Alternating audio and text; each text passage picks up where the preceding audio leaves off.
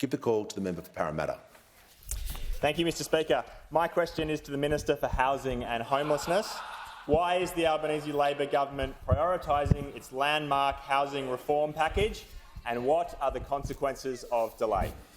Give the call to the Minister for Housing, the Minister for Homelessness and the Minister for Small Business.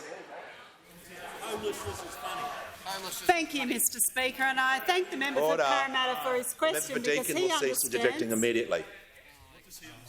that those on this side of the House understand how critical it is for us to deliver more social and affordable housing. And indeed, it was great to be in his electorate last November, where we actually jointly announced more than 300 affordable rental properties that the federal government is contributing to at Westmead, where we talked to the key worker, a midwife, about how great that rental property was for her and how important it will be for her to be able to continue her job.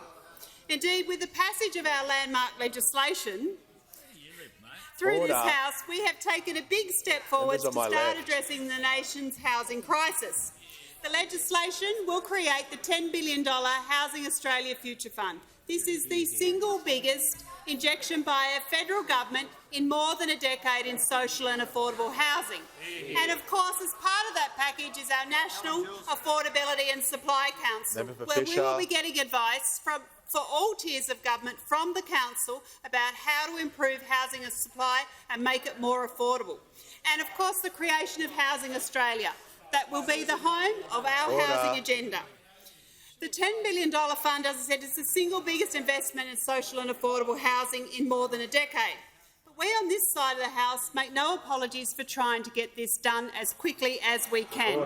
We understand that people on the ground, the people that write to me every day, and I'm sure to many members over there, talking about just how tough it is to be able to afford to rent a home, are writing every day. They understand how critical this is and we need to get on with it.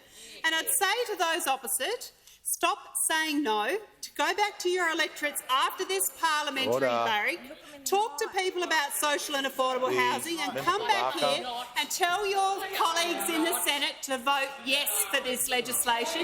Get out of our way so that we can get on and deliver on our election commitment to help those Australians who are doing it tough, to help those Australians who need this social and affordable housing, to help the women and children who are fleeing family violence, to help to build more homes for veterans, and importantly to improving Indigenous remote housing. I mean, that is part of the legislation and part of what we're trying to do with this Housing Australia Future Fund.